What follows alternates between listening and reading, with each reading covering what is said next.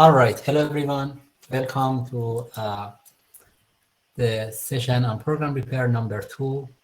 I'm Hamid Bagheri from the University of Nebraska Lincoln, and we have 5 presentations for you today.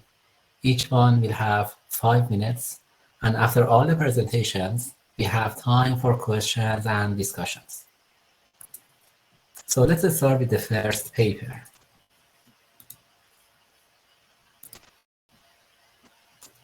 NPEX Repairing Java Null Pointer Exceptions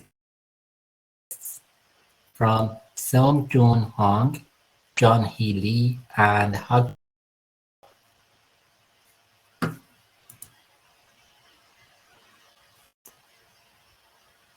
You can share your screen, and we are ready for your presentation.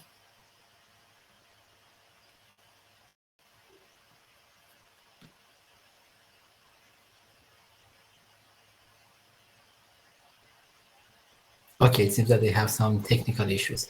Let's move on, and then we get back to the first presentation.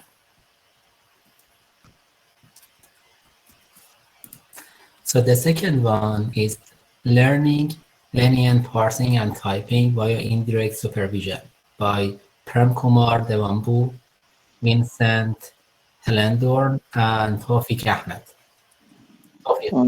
Thank you. Give me 1 minute. So in the exactly 5 minutes, then you hear noise, and then after that you have about 15 seconds to finish your talk.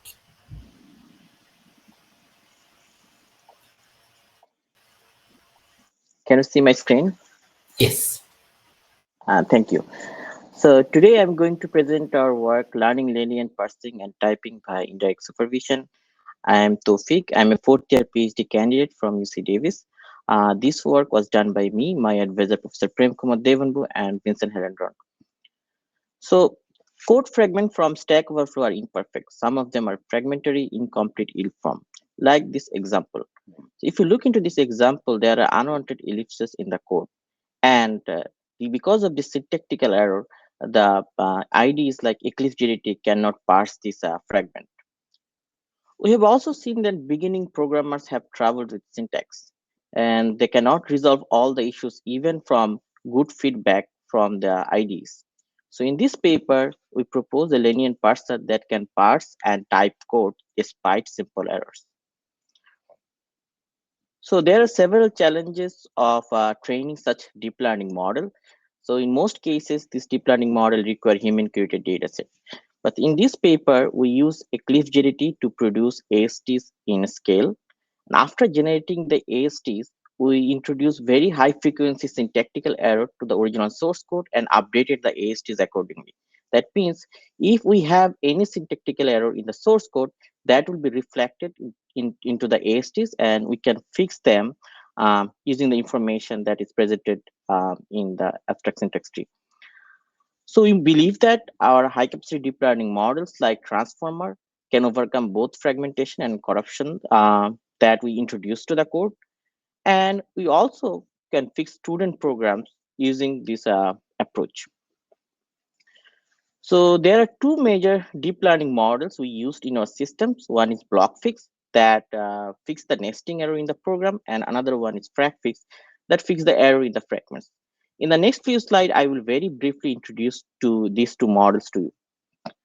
So in BlockFix, we only fix the nesting error in the program. That means if we have unbalanced curly braces in the program, we propose this approach to fix only those information. So there is one inherent limitations of the deep learning model. It can process only a limited number of tokens. And in Java, we have a lot of samples which are more than 400, 500 or 1,000 tokens. And it's very difficult to fit those complete sequence into the model at a time. But to solve this problem with syntactical, with unwanted curly braces, it depends on the distance token. So we need to feed the complete program to the model. So we, what we did in this model, we abstract out all the expressions and conditional statement, and also replace the identifiers with a generic token. and that reduce the vocab, also reduce the length of the sequence. So you can see in the bottom of the screen we have a abstracted version of the code of the given program, and we generate this kind of abstracted version at scale and introduce nesting error following the distribution from the from the mistakes that student makes. And after that, we train a deep learning model to resolve this. Note that since we have extracted out the sequences, we can rebuild the program again after fixing the nesting error. And we have another model, FracFix, that produce the ASTs for us and also can indicate like errors like missing semicolons. And this type of error generally does not depend on the distinct token. Please look into our paper if you're interested about these two models. So here I have presented some samples that our Blockfish and Fracfish can parse successfully, and the Eclipse JDT failed to do so. So in the first fragment, we can see some unwanted ellipses, and our Rockfish and Fracfish can produce reasonable ASTs for this fragment with indicating these ellipses as extra punctuation. And in the second sample, we have fragments of from a switch case statement. So the Eclipse JDT failed to parse this because of the missing initial part of the switch case statement, but our machine learning based approach can produce ASTs for this fragment also. So this is the results what we achieved for student code correction task. For this problem, we compare our work with DeepFix, which was trained on C, and trained on C program, and the ranges of the tokens was 400 to 450 tokens. We have a lot of samples there, more than 1,000, more than 500 tokens. So we trained two DeepFix model that is specially trained for Java. So we You have 15 seconds. we have achieved higher performance after 400 tokens. So let me summarize the contribution of this paper. We propose an indirect supervision approach to generate the dataset. We propose a two-stage deep learning approach with Blockfix and FracFix for parsing and student code correction tasks. We have a model typefix that can type the fragments. Please look into the paper if you're interested. And our approach is fairly more language agnostic. So you can adapt it. You can pick the right separators for a particular language. Thank you. Excellent, interesting work. So for those who just joined the session, we skipped because of some technical issues. Now we're going to get back to the first paper. The title of that paper is NPEX, Repairing Java Null Pointer Exceptions Without Tests. Jun Hong, Junhee Lee, and Hagju Oh. Start your presentation. Right. Okay. Hi, I'm Junhee Lee. I'm PhD student in Korea University. Today, I'll present MPEX, a technique to fix null pointer error without tests in Java program. This work is co-worked with Song Jun-hong and Hak Joo. As you know, null pointer error is one of the most common error in Java program. In this work, we focus on fixing null pointer error as soon as they are detected. For example, we would like to repair NP errors reported from users or bug finding tools such as static analyzer and test generation tools. In this scenario, however, existing techniques are ineffective since they require test case, which specify not only crashing input but also desired behaviors. When the bug is reported, however, such test cases are usually unavailable since error reports only describe how the errors are triggered but not desired behaviors. So we present MPEX, a fully automated technique to fix null pointer error without test case. To do so, MPEX automatically imports repair specification to validate batch candidates. Now we explain how MPEX works with the simple MP example. The function is empty, takes a string, and returns whether the string is empty or not. In this code, MP occurs when the input string S is null.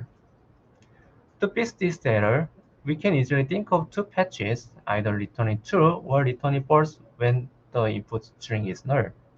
Let me ask you a question. Which one will be the correct one? I bet you choose true. If so, you successfully import the correct specification. So how could we come up with this specification? Let's think of what the function is doing with the error input. The function checks whether the length of the string is 0 or not. Then what is the length of the string? Actually, this is an invariant expression which is through null pointation, but it is also natural to interpret length of the string as 0, like when we consider the length of an empty string. Then it's done. We obtain the correct specification, which is specified the function should return true for the string. Here, the existence of alternative value for NP trigonal expression, say the length of the string is 0, takes a key role to import this correct specification. So far, we have presented how to import the correct specification for a single example, but it could be generalized to other NP errors. To do so, we run a model that predicts an alternative value for any NP trigonal expression. Then the next step is to symbolically execute the Puggy program with the learned model to obtain a specification. The key feature of this symbol execution is to interpret NP trigonal expression as the alternative value returned by the model. Then using this specification, we validate the patch candidates which are generated by using conventional fault localization and patch template. Now we evaluate our technique. In the evaluation, we collected 119 NP errors, 60 of which are from previous literatures, and the others are collected from GitHub. We compare NPEX with two state-of-the-art techniques, Genesis and Prefix. Since these techniques require test cases, we provide test cases for them, but we did not provide any test case for NPEX. The results show that NPEX fixed a largest number of NP errors even without test cases. Second, to precisely evaluate the effectiveness of our technique, which is impulse specification, we designed our baseline, which used the same fault localization and the same patch template, but used test case as patch validator, not the impulse specification. The results show that our spec impulse technique is effective to generate correct patch. This is the end of my talk. Thank you for listening.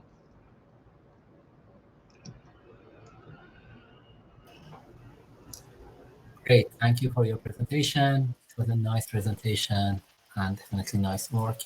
So let's get to the next work. The title of the paper is DEAR, a novel deep learning-based approach for automated program repair by Xiaohua Wang, Tian Nguyen, and Yi Li. Yeah. Hello, guys. So my name is David Wong from New Jersey Institute of Technology. And here I want to present our new deep learning-based tool named DEAR. So basically, we all know that the developers will spend a lot of time on fixing the bugs. And so to help them, researchers from academia and from industry, they propose different types of APR tools. And with the quick emerging of deep learning, it has been applied to APR problem, and they achieve very good results so far. However, they still face one key limitation, which is none of the existing deep learning based APR tools can auto fix the bugs with dependent changes to multi-statements in multi-hunks at once. And that to overcome this key limitation, we proposed DEAR. So basically, we want to sell 3 key ideas in DEAR. So the first one is we want to develop a novel approach that can enable any traditional fault localization to detect the hunks that need to be dependently changed together and identify consecutive suspicious statements in the hunk. More specifically, we kind of propose the 2 algorithms. The first one is hunk detection. So it takes the list of suspicious statements generated from any FL as input, and it spins out groups of hunks that need to be fixed together. After that, we will expand each identified hunk to include, to identify whether each honk has more statements need to be fixed together. The second idea is we want to train a model that can learn to create patches for multi-honk and multi-statement bugs. We first employed divide and conquer strategy to learn to map M statements in the buggy version to N statements in healthy version during the fix. And also we enhanced the design and orchestration of a tree model in DLFix, which is with a new attention layer and cycle training to fix multiple subtrees at once. The third, we want to propose a model that can learn the correct surrounding fixing context.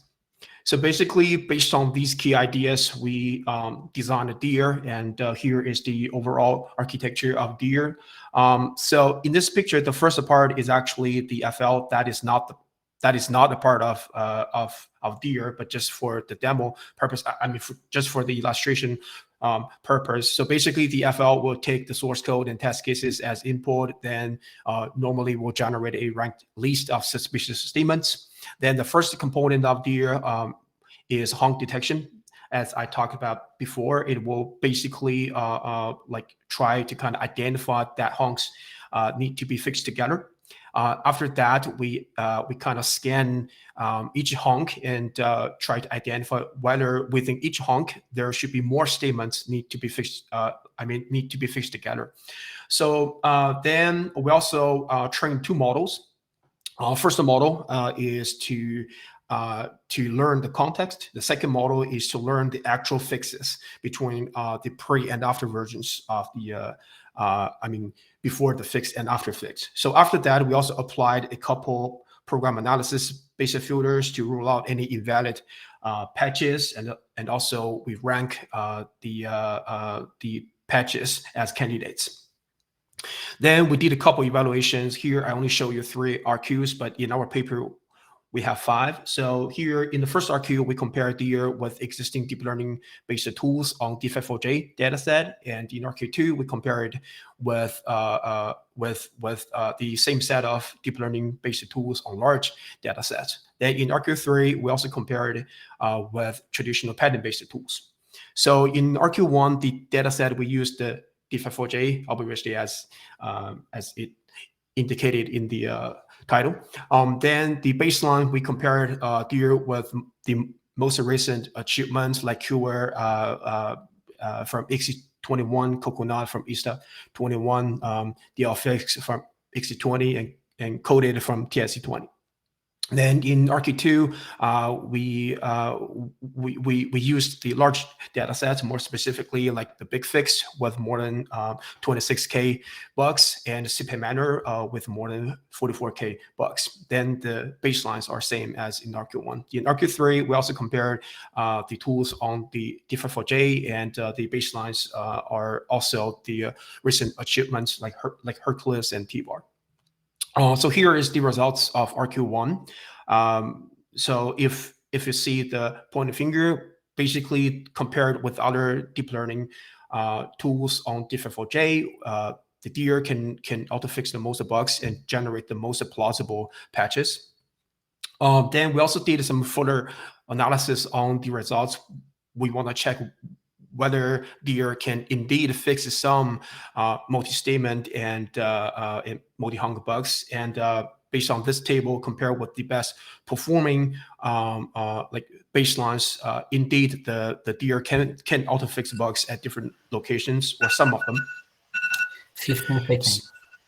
Yeah, so basically here is the results on the large data set. We can fix more bugs on both large data sets, and in RQ3 from this table, you can see that the DEER can achieve comparable results with top pattern-based APR tools like Hercules, but we generated more plausible patches. So that is about DEER, and if you have any questions, so please pop up your, you can send me emails, or we can talk about here. Thank you all. David, very interesting work, excellent presentation. So let's go to the next one. Trust enhancement issues in program repair. by Ridwan, Sharif Deng, Abi Krajosi, Yannick Noner, and Xian Gao. Please, Yannick. All right, thanks for joining the repair session. Thanks for joining our presentation on trust enhancement issues in program repair. My name is Yannick Noller, and this is a joint work together with Ridwan Sharif Deng, Gao Xiang, and also Abi Krajosi. So we started this work with idea and with motivation to understand what it needs, so that software developers in practice will finally accept and trust auto-generated patches. So we look into questions like how do developers want to use APR, what kind of impacts they can, what kind of inputs they can provide, and what kind of impact it will make on the trustworthiness of the generated patches if we include these inputs. So we started that with a developer survey. We distributed via MSN Turk and also personalized email invitations. To just give a brief overview, we had 35 questions of different types and different topics. So we looked into the usage of APR, the inputs they can provide, the impact on trust. We looked into patch explanations and also the usage of APR side products. We were able to reach 103 software practitioners, and most of them have more than 2 years experience, and also most of them classified themselves as a software developer. The main takeaway from our survey was that developers want to have high quality patches in a short time period. So it means on the left-hand side, you can see that most of them are fine to review between 5 to 10 patches. And then on the right-hand side, you can see that most of them are fine to wait up to 1 hour to give APR time to generate patches. So in summary, like this 1 hour timeout in the top 10 patches are these restrictions given by the developers. We also observed that developers seek low interaction with APR tools, but they can provide additional artifacts, inputs like test cases, program assertions, and logical constraints. And we also looked into the impact, like if APR uses these inputs. And here we have seen that especially additional test cases can have quite a significant impact on the trustworthiness of the auto-generated patches. After the survey, we did an experimental evaluation of existing state-of-the-art APR tools, and we had 2 goals in mind. First of all, to investigate these collected constraints by the developers, and secondly, to look into the impact of additional inputs like fixed locations and parsing test cases. We looked into a wide spectrum of APR techniques. So we looked into search-based techniques, semantic-based techniques, and machine learning-based techniques, and we applied this on the Manybugs benchmark. The goal here was not to show whether a tool performs good or bad on this benchmark, but it was to investigate very specific aspects concerning the adoption of program repair practice. We used the default parameter settings instead of fine-tuning or extending the tools. Of course, if you would do that, you probably will get and should get better results. Okay, so the main takeaway from this experimental evaluation was that not many of these tools can generate correct patches with these very tight developers constraint for 1 hour timeout and the top 10 patches. This is a bit different to the prior experiments we have seen in the original papers, because they actually evaluated the capability to generate a patch, and they did not look into these very tight constraints. However, this is not too much concerning in our opinion, because APR tools are only at the beginning to gain adoption and are still an emerging technology. It's important that we can understand what it needs to push these tools and future tools actually into these boundaries so that developers can accept these patches. So we looked a bit more detailed into our experiments, and we have some observations. First of all, if you want to have the correct patch into your patch space, of course, you want to have a rich search space, and this construction can be supported by user inputs like fixed locations and user-specified constraints. Then if you have a large search space, you want to be fast in exploring it. So you will need an efficient search space exploration. This can be supported by patch space abstractions like it's done in Fixofit and CPR. Then if you have a lot of test cases you want to incorporate, you will need an intelligent test selection method. And at the end, you want to have a patch ranking so that you can rank the correct patch very high so that the developers can easily access them. So how do we get closer to trust? Well, overall, the developers want to have a last saying on which patches are integrated into their code. So we observed 3 insights here on how we can support them. First of all, developers want to see insights why the patch is targeting the right issue. Secondly, they want to see evidence on the correctness of the patch. And third and last, they want to have easy accessibility of the patches. Some of these aspects can already be supported by APR side products like fault locations and inferred repair constraints, but we also see the need for more research especially for patch explanations, patch ranking, and the efficient traversal of the patch space. All our material is available and was evaluated. Thank you for your attention, and I'm looking forward to the discussion. Excellent presentation. So we have time for the question and answer and discussion at the end of actually the session after the next presentation. So the last one is casualty-based neural network repair by Jishi, Johnson, Long, and Bingson, please.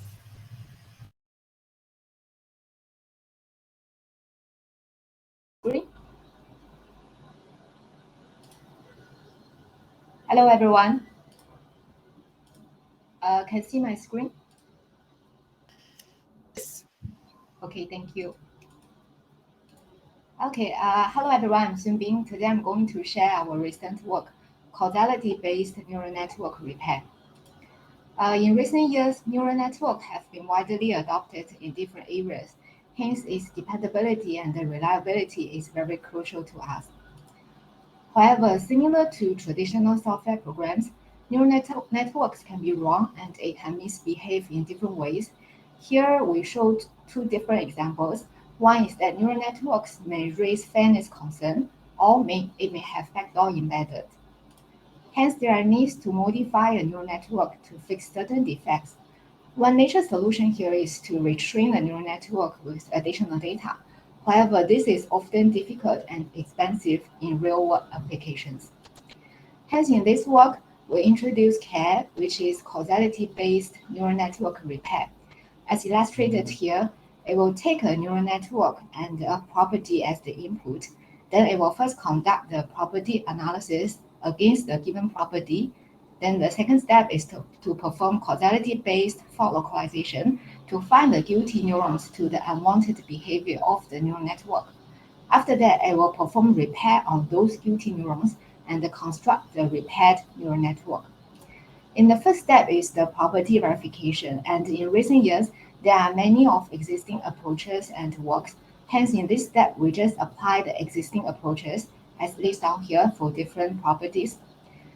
And in the second step, we want to perform the fault localization. Usually, when we debug or repair a traditional software, it's all about reasoning over causality. That is, we want to find a failure causing statement, and we want to modify the statement and observe the result. However, in terms of neural networks, this can be very different because the unwanted behavior of a neural network can be the collective result of all neurons in the network. But it is also true that not every neuron contributes the same to the unwanted behavior. So here comes the question, how do we quantify the responsibility of each neuron in the neural network? And in this work, we make use of this thing called ACE, where we want to measure the causal effect of a variable on the outcome by performing the intervention on the variable value. So one simple example is shown here. That means the ACE of taking a drug is the difference of the average effect of a population taking the drug and the average effect of the population not taking the drug.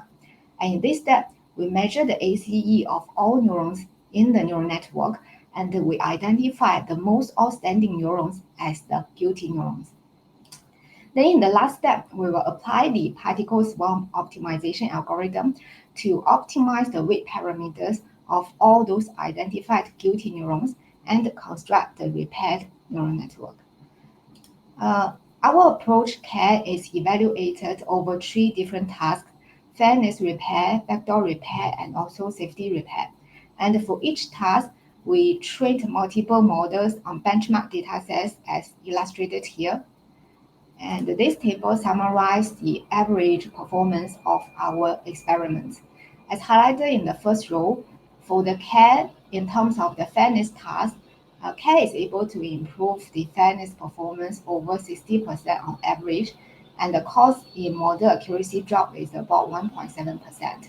And similarly, for backdoor repair, CARE is able to remove about 99.9% backdoor, and it can also improve the safety property by about 99.7%. And for each task, we compare with state-of-the-art approaches as shown in the last 3 rows.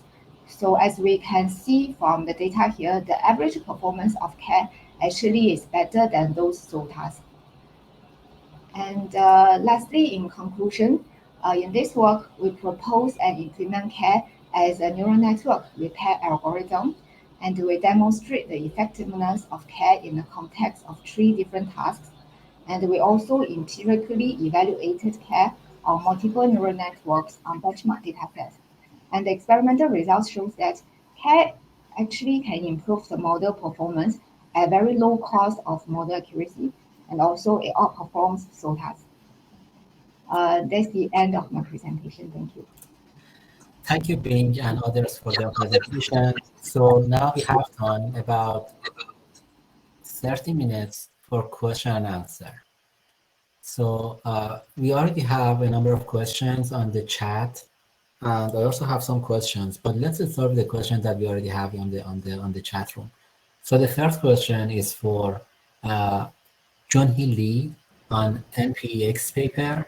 So is NPX or can NPX become language independent or not? Okay. If the if this question means extension to other language, but have if this question means null point exception error in other languages such as C program, then our answer is yes. But the extension to the C program has non-trivial issue since this language has manual memory management manual memory management such as Verilog and Free. We have to care about this memory management, such as if we should be free allocated object before return to escape the exception error.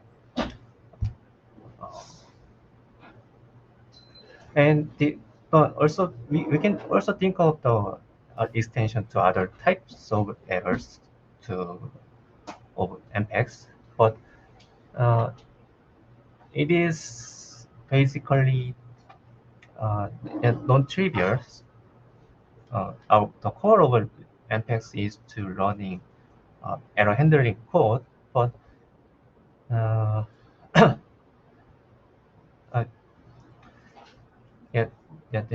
is that has some non-trivial issue.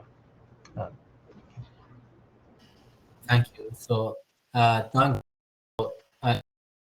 follow-up questions, feel free actually to jump in and ask your question. So the second question, okay, please go ahead. Yeah, so here the question is about why we have the honk detection and what is the role and effect of this component. So basically the honk detection is that we want to, so basically the fault localization tools, they normally would just spin out kind of at least suspicious statements or some methods, right?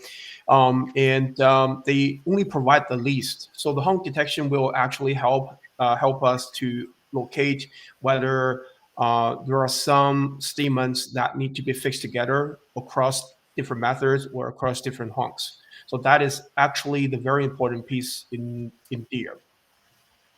Does that answer your question? Okay. Yep. That's all from me. Okay. Yep. Yes. And then for Junhee, so the question is, without testing, does NPX system operates well with specialized as well as broad code areas? From your tests and observations, what are the limitations of the capacity not without testing? In my observation, the size of code is not the issue for MPEX, but there is also limitation of our technique, such as the cost of the assumption of our approach is that the code, the cause of a null position error in the boy code is missing null handling code. So, but there are other causes of null position error, such as logical, some logical faults that some mistake in logic generates unnecessary null pointer that in this case with our technique does not work. Perfect, thank you. So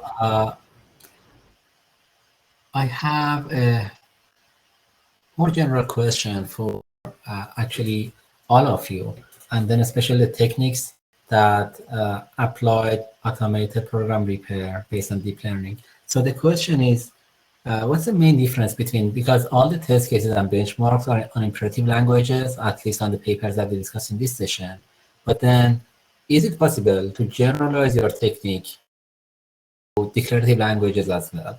And then if no, what are the main challenges?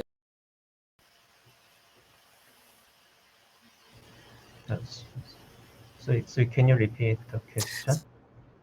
Question is it possible to apply the repair techniques that we discussed in this session in addition to imperative languages to declarative languages?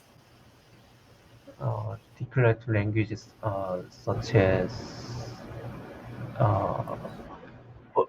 between imperative languages and declarative language, instead of actually talking about the details, they just want rather than how we are going to do it. So the number of lines are limited compared to imperative languages. But we are seeing actually more applications of declarative languages. So your question is the MPEX can extend to declarative languages such as functional language? That's right, yes. Yeah. Please go ahead. Yeah. Also, the similar to null handling code, such as if null pointer, if s is null and return empty string or null, is that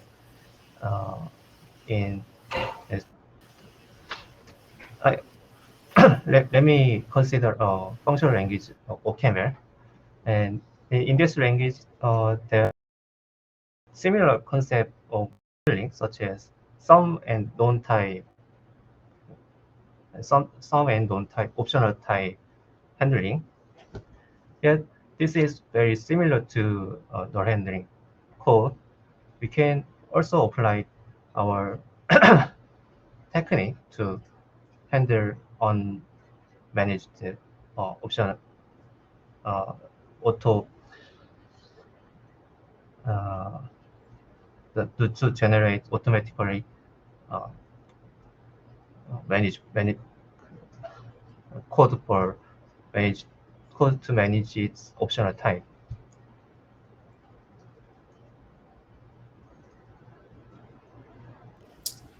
Thank you, Junhee. David, how do you think about DEAR? So do you think that DEAR is actually applicable to declarative languages as is, or some changes are actually required? To me, I think in this direction, there were already a couple of papers like explore whether they can apply their techniques on different programming languages. But I forgot which paper though. I think the or not. I think they did excellent job and to evaluate on different programming languages. I remember they evaluate on Python stuff. It works pretty good, actually. I mean, it really up to like so. For example, like for DEAR, when we propose, like when we designed this approach, we kind of we only used a very kind of universal structure. For example, the AST, right? So as long as we can generate AST from any programming languages, then the DEAR should work on it. So then to me, but definitely, of course, we haven't tested on other programming languages, but it just theoretically, I think it should be applicable to other programming languages, as long as we can generate AST from it. And also as long as there is a fault localization tools that can generate, a list of like statements or methods, then the honk detection and honk expansion will also work, because these two models are basically like sequential based models. So as long as your code consists a sequence of tokens, right? So that obviously yes, right? All of the code is basically a kind of a sequence of tokens. So as long as there are a sequence of tokens and they can be converted into trace, then for Deer, it should work on it. Yeah. So that's my take on this. Yeah. Thank you. Thank you. So any other questions from the audience?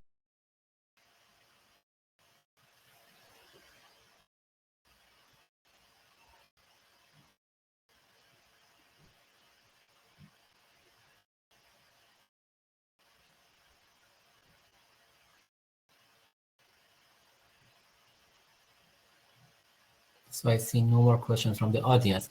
So any comments, concerns about the other papers, you guys, about each other papers? Hamid, maybe I can comment on your question also. I mean, we did not propose any technique, but it's still, you asked a very interesting question.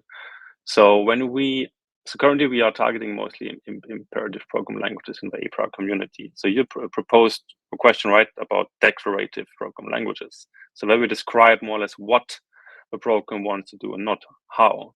So at the moment we prepare how we are solving a problem, and the problem is that we don't have mostly the intention of the developer. We have some test cases mostly to understand what's a partial specification. So the goal is not to the goal is to repair how this specification is implemented. But now you ask the question whether we can also repair programs which are written in a declarative program language. So we are going more into a direction repairing the specification. So I think that's a very different concept, but it sounds very interesting. I just wanted to clarify if I understood your questions correctly. Right, and I really okay. that you are going to add to discuss actually. Dave, to some extent, addressed that one by saying that as long as we have any language that can that we can extract the EST of the instances of that one, then we are fine, and then we can apply our technique. Definitely said that they need actually to test it, but then so far this is the general technique that they have. But my sense is that there might be actually some challenges that we may not get the same level of imperative languages because of some other dependencies on the structure of imperative languages. I would worry about actually your observations.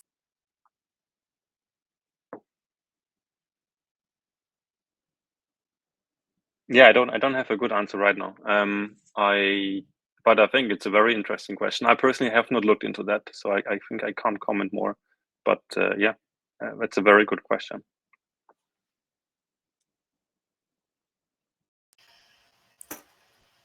Perfect. Anything else? Any other questions?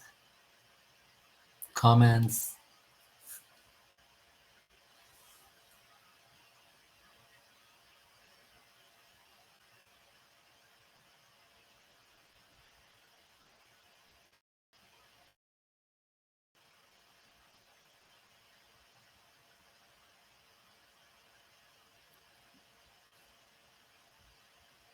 If there is no more, I'll probably finish the session right now. Thank you for attending the session, and thank you for all the presenters. I really appreciate your time. Thank you. Have a great day. Thank you. Okay. Thanks. Thank you.